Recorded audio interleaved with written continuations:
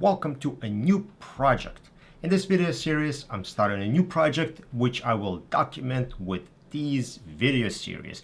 Just like before I did for message caller project, I will make follow-up videos as to what I'm up to, what I'm working on. So it'll be a project vlog, but not like Casey Neistat's vlog, which are fun and entertaining. This is about project and progress. What am I up to?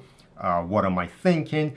And if anything, it's an interesting history for even me or anyone else to go back and look at what I've done in the past, what was going through my head, how I was building something, and just kind of see how things evolved, progressed, and what they turned into at the end. So what is this project? And what I'm going to be working on is BatchGuru. Now I know you're gonna say, Nikolai, I heard about BatchGuru. If I go to your website, yeah, you already have BatchGuru created. That's true, I do. So for the first video, let me explain to you what BatchGuru is and what is the problem with it. What do I need to work on further? So let's start with what is BatchGuru.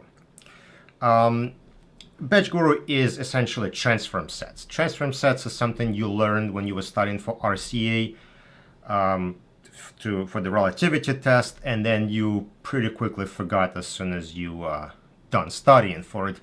Transform sets are data manipulation modules that take data from one field, manipulate it in some way, and put it in the other. And BatchGuru takes that idea and sort of cranks it up to 11. I don't know, it's kind of cheesy, but that's kind of what I say. And so some of the ideas, what it can do is, let's say it can take metadata from multiple fields and generate a hash value or formatted data, something like that. So this is kind of what it looks like. When you go to Relativity, you see all different tools that are available to you. So these are all data transform sets. And let's just run one just so you kind of get an idea how it works. So the most popular one is a hash generator because people use it for custom hash generation. So let's say we have email from to and CC, and we only want to use these fields for deduplication. So I have a saved search. I can go to BatchGuru, hash generate, and I can create a set. Like these are just parameters that I've set up. I'm not going to bore you with setting it up, but we have source fields from to CC. Destination field custom MD5. This is our data source, which is the saved search. So now we can run it. Now this job gets sent over to a server, so it's all scalable. Multiple people can work on it at the same time. And now we see batch finished in 4 seconds. So if we come back, now we see a brand new hash value generated. So now we can use Relativity scripts to perform custom deduplication and all kinds of fun stuff like that.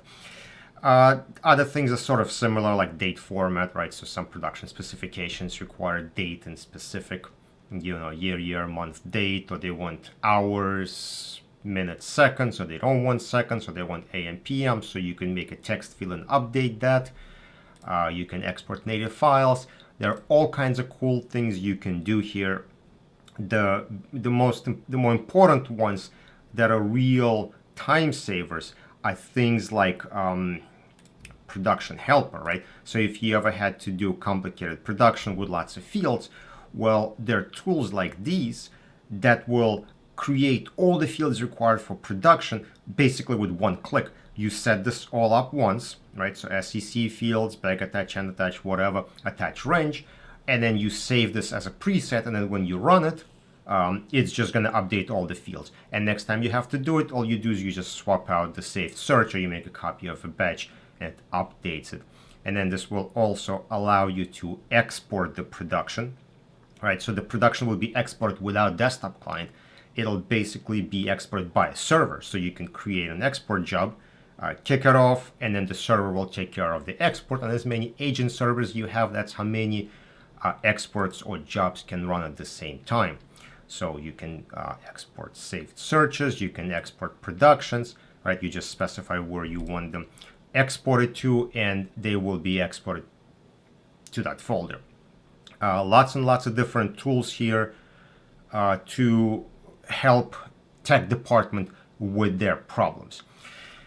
So this is a tool. It works. Few things about it. This tool is cannot be purchased by anybody on the vendor side. Right now I have an exclusive vendor licensing agreement. So if you're on the vendor side, unfortunately, you cannot purchase this yet.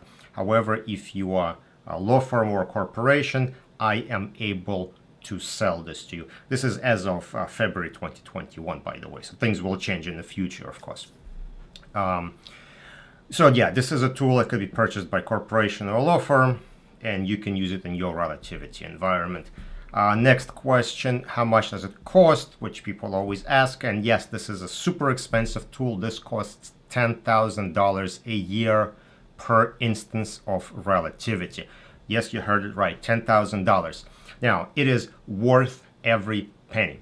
If you think about this, how much time and energy you spend in your tech department, let's say you have 6 analysts and each make like, I don't know, 60,000 a year.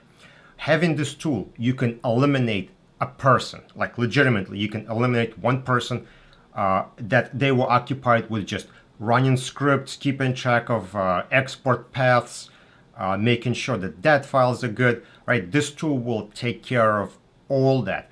Everything is saved, tracked, and reusable. So the way I figured is if you can eliminate a person who makes 60,000 and buy a tool that costs 10,000, it's a win. This is why it's so expensive, and in my opinion, it is absolutely worth every penny. Not having to run all these scripts where different people run it in things in different order, forget to run certain fields. It's this absolutely is worth what I'm charging for it. All right.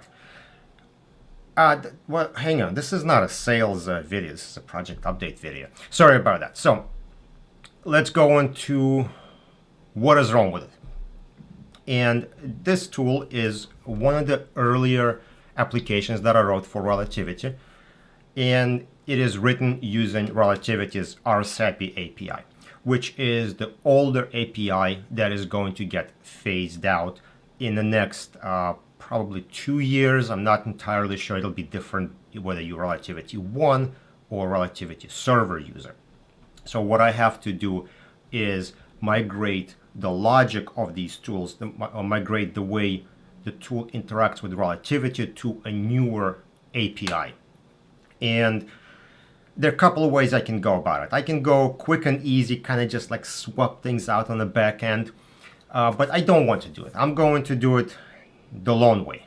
And again, it's not just to make more videos about it, but it is because I want to rewrite certain things to take advantage of newer APIs that are going to be faster, which I already tested. They do seem to be faster.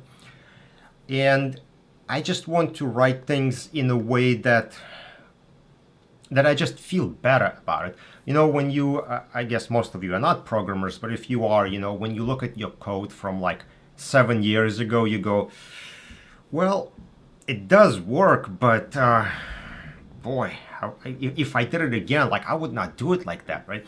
So I want to do that. I want to take a long road, and I want to rewrite certain things the way I would feel comfortable.